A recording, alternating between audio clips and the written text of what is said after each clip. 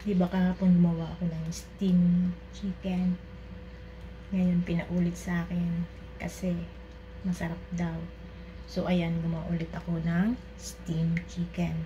Nilagyan ko ng dates at saka ng buto ng kalabasa na kulay red.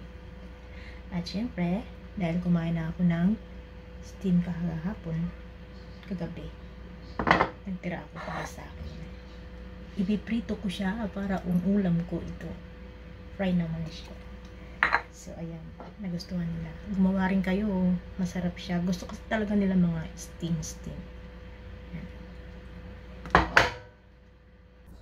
Ayan, di ba ang ganda?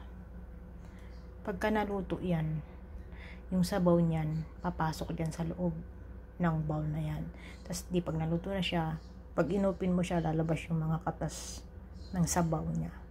Yun ang ipapatong nyo sa ibabaw at hihimayin nyo siya ng maliliit. Tapos ipatong nyo yung sauce niya.